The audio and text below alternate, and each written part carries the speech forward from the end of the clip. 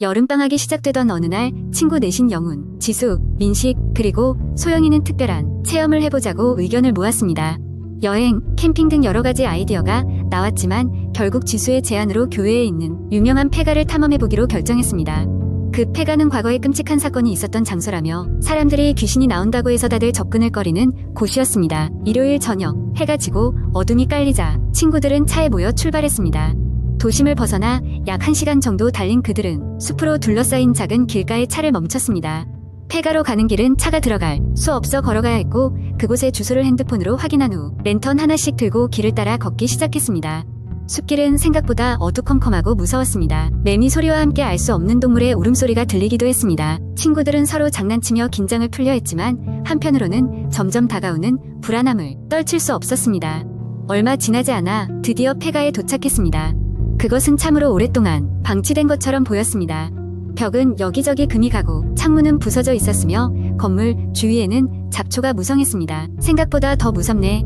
소영이는 몸을 웅크리며 속삭였습니다. 괜찮아, 그냥 들어가 보고 얼른 나오는 거야. 영훈이 자신있게 말하며 앞장섰습니다. 하지만 폐가에 들어가는 순간 그들은 알 수 없는 한기를 느꼈습니다. 집 내부는 어두워 제대로 보이지 않았고 먼지 냄새가 코를 찔렀습니다.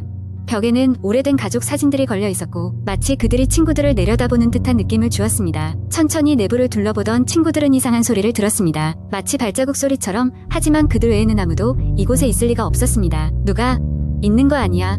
민식이 떨리는 목소리로 말했습니다. 지수는 긴장감을 떨치려 웃어 보이며 말했다.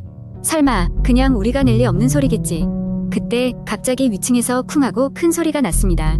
모두 놀라 얼어붙었습니다. 영훈은 긴장했지만 호기심이 발동해 소리가 난 곳으로 향했습니다. 계단을 오르자 발밑에서 삐걱거리는 소리가 났고 친구들은 조심스럽게 그를 따라갔습니다. 위층은 더 황폐하고 음침했습니다. 복도 끝에 있는 방에서 소리가 난 듯 보였습니다. 친구들은 그 방으로 조금씩 다가갔고 문을 열자 텅 빈 방이 맞이했습니다. 여기저기 오래된 가구와 신문지가 흩어져 있었고 바람이 불어 종이들이 살짝 흔들리고 있는 것 같았습니다. 뜻밖의 바닥에서 뭔가 반짝였습니다. 지수가 그걸 줍자 그것은 녹슨 열쇠였습니다. 이건 아마 여기에 뭔가 숨겨진 게 있다는 뜻일지도 몰라. 지수가 말했습니다. 그런데 순간 복도에서 발자국 소리가 다시 들리기 시작하고 점점 가까워졌습니다. 이제 그들에게 장난쳤던 용기는 사라지고 그저 공포만이 가득 찼습니다. 소영은 숨을 죽이고 문 옆에 숨어서 친구들을 불렀습니다. 모두 신속히 방구석에 몸을 숨겼습니다. 복도에서는 발소리가 그쳤고 숨막히는 침묵이 흘렀습니다. 한참 후 민식이 조용히 몸을 움직여 복도를 내다봤지만 아무것도 없었습니다. 친구들 모두 다시 스스로를 안정시키고는 집을 조사하기로 했습니다. 그들은 결국 열쇠를 가지고 마당에 있는 작은 창고를 열었습니다.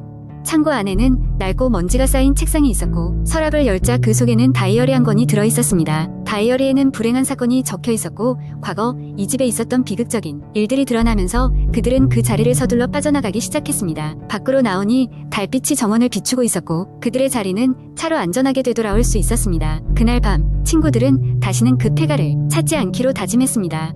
폐가는 그들에게 교훈을 주었고 호기심에서 비롯된 무모함이 어떤 위험을 초래할 수 있는지 깨달았습니다. 이 경험은 오래도록 친구들의 기억에 남아 있을 것입니다. 이로써 그들은 뜨겁고 긴 여름밤에 잊을 수 없는 추억을 품게 되었습니다. 그 이후로 그들은 그 이야기를 서로에게 격려와 경고로 삼았습니다. 그리고 가끔씩 그날의 이야기를 다른 친구들에게 전하며 다시 한번 오싹함을 되새기기도 했습니다. 두 번째 이야기. 옛날 어느 시골 마을에는 검은 숲이라 불리는 음산한 숲이 있었다. 그 숲은 늘 안개로 덮여 있었고 사람들은 그곳에 들어가면 절대 무사히 돌아올 수 없다고 믿었다. 실제로도 숲에 들어간 사람 중 돌아온 사람은 거의 없었다. 그렇기에 마을 사람들은 검은 숲에 대한 서늘한 공포심을 품고 있었다.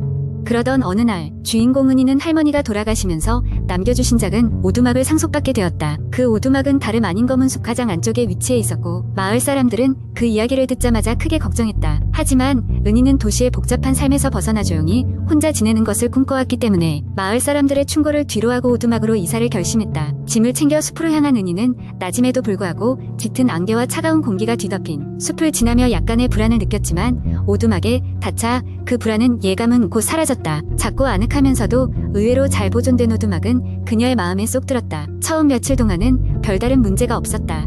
하지만 어느 밤 한밤중에 은희는 이상한 소리를 듣기 시작했다. 오두막 바닥 아래에서 희미하게 들려오는 속삭임 같은 소리였다. 처음에는 바람소리려니 하고 무시했지만 다음날 밤에도 같은 소리가 들리자 점점 신경 쓰이기 시작했다. 그 소리는 밤이 깊어질수록 점점 더 명확해졌고 도와줘 라는 한숨 섞인 목소리가 포함되어 있었다. 은희는 소름이 돋았지만 호기심이 두려움을 이기고 말았다. 그래서 손전등 하나를 들고 바닥 쪽을 조사하기로 했다. 바닥을 쓸면서 은희는 한쪽 구석에 묻혀있던 작은 문짝을 발견했다. 숨겨진 지하실 같은 느낌이었다. 두근거리는 마음으로 문짝을 열고 아래로 나 있는 계단을 조심스레 내려갔다. 지하실은 어둑했고 먼지와 곰팡이 냄새가 가득했다. 그때 은희는 지하실 구석에 웅크리고 앉아있는 한 여자의 형체를 볼 수 있었다. 그녀는 매우 창백한 얼굴을 하고 있었고 오래된 옷을 입고 있었다. 은희는 놀라서 물었다. 당신은 누구세요? 그러자 그 여자는 은희를 바라보며 나지막하게 말했다. 나는 이 집의 첫 번째 주인이었어요. 하지만 이 숲에 사로잡혀 이렇게 갇혀버렸죠. 나를 돕지 않으면 당신도 같은 운명을 맞이할 거예요. 은희는 놀라며 한 발자국 물러섰다. 어떻게 해야 할지 몰라 당황스러운 마음에 오두막을 나와 숲을 향해 도망쳤다. 하지만 주위에는 짙은 안개와 그림자만이 가득했다. 마치 숲이 자신을 점점 더 깊은 곳으로 이끄는 것만 같았다. 은희는 숲을 헤매다 결국 지쳐 쓰러졌고 의식을 잃었다. 눈을 떴을 때는 해가 밝은 아침이었다. 이상한 꿈이라 치부하려 했지만 그녀의 옆에는 그녀가 결코 가져온 적 없는 오래된 인형 하나가 놓여 있었다. 그 인형은 비에 젖어 있었고 그 머리카락 사이로 도와줘 라는 글씨가 희미하게 적혀 있었다. 은희는 그제서야 마을 사람들이 왜 그렇게 검은 숲을 두려워했는지 깨닫게 되었다. 그리고 더 이상 그곳에 머물지 않기로 결심했다. 마을로 돌아온 은희는 오두막의 이야기를 마을 사람들과 공유했지만 그 누구도 다시는 그곳에 발길을 들이지 않았다. 그 이후로도 가끔씩 숲에서는 은밀한 속삭임 같은 소리가 들려왔고 검은 숲은 여전히 미스터리한 장소로 남게 되었다. 사람들은 그 검은 숲을 피해 다니며 혹시라도 모르게 지나가게 될 때는 은희가 남긴 인형 이야기를 속삭이곤 했다. 세 번째 이야기. 몇 해 전 나는 대학 졸업을 앞두고 졸업 프로젝트에 몰두하고 있었다. 과제 때문에 밤늦도록 학교에 남아있는 일이 잦아졌다. 어느 날도 평소처럼 밤 10시가 넘어서야 연구실에서 나왔다. 학교는 이미 조용했고 복도에는 불빛도 거의 없었다. 나는 자료를 정리하고 노트북을 챙겨서 집으로 돌아가려고 계단을 내려갔다. 학교 건물은 오래되어서 밤이 되면 유난히 으스스한 분위기를 풍겼다. 복도를 걷다 보면 멀리서 들려오는 신비로운 소리나 섬뜩한 기운을 느낄 때가 많았다. 하지만 그날은 유난히 기분이 나빴다. 이유도 없이 소름이 끼쳤고 누군가 내 뒤를 따라오는 것 같은 기분이 들었다. 나는 발걸음을 재촉했다. 입구를 향해 걸어가던 중 어느 순간 나는 발밑에서 물컹거리는 감촉을 느꼈다. 경악하여 멈춰서서 부랴부랴 스마트폰 플래시를 켜서 바닥을 비춰보았다. 그곳에는 물기가 많아 보이는 이상한 색의 이끼가 끈적하게 깔려 있었다. 평소에는 보이지 않던 것이 갑자기 나타난 것이 이상했지만 더 깊게 생각할 여유가 없었다. 나는 빠르게 걸음을 옮겨 학교 문을 나섰다. 하지만 그 이끼는 내 마음속에 찜찜함을 남겼다. 집으로 가는 내내 머릿속에는 그 이끼의 끈적거림과 불쾌한 기운이 남아 있었다. 밤새도록 불안한 꿈을 꾸며 뒤척이다가 결국 잠에서 깨어났다. 이끼에 대해 찾아보기로 마음먹었지만 아무런 정보도 찾을 수 없었다. 며칠 뒤 나는 도서관에서 밤새는 일이 있던 어느 날이었다. 혼자 책을 읽고 있는데 갑자기 옆에 있던 책들이 털썩하고 쓰러졌다. 놀라서 주변을 둘러보았지만 아무도 없었다. 불길한 예감이 들었다. 다시 그 이끼의 그림자가 내 머릿속을 스치고 지나갔다. 그날 밤 학교를 나서던 중 나는 다시 그 계단을 지나가게 되었다. 그곳에는 분명히 무언가 있었다. 이제는 이끼가 아니라 마치 손이나 발과 같은 것이 바깥으로 나와 있는 것처럼 보였다. 나는 잠시 멈칫했지만 곧장 그곳을 빠져나가기로 결심했다. 뭔가 끔찍한 일이 일어나기 전에 말이다. 하지만 그때 뒤에서 누군가 도와줘 라고 하는 작은 목소리가 들려왔다. 나는 얼어붙어 발걸음을 멈출 수밖에 없었다.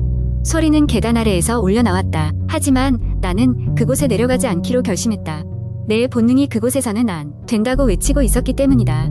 집에 돌아가서 이야기를 들어줄 사람을 찾아보았으나 내 말을 믿어줄 사람은 없었다. 인터넷에 이 이야기를 올렸지만 대부분의 사람들은 그저 허구로 치부할 뿐이었다. 그날 이후로 그 계단을 다시는 지나가지 않았다. 시간이 흐르고 이제 나는 대학을 졸업하고 직장 생활을 하고 있지만 가끔 그날의 기억이 떠오르곤 한다. 여전히 그 소리가 귀에 맴돌고 그 끈적한 이끼의 감촉이 내 발밑에서 느껴지는 것 같다. 지금도 밤길을 걸을 때면 가끔 뒤를 돌아보는 습관이 생겼다. 그리고 혼자 걷다가도 내 뒤를 따라오는 그림자가 느껴진다면 재빨리 발걸음을 옮기곤 한다. 그날의 공포가 아직도 나를 붙잡고 있는 것이다. 어쩌면 내 이야기가 믿어지지 않을지도 모른다. 하지만 혹시라도 그 학교의 늦은 밤 계단을 내려가야 할 때는 조심하도록 하라.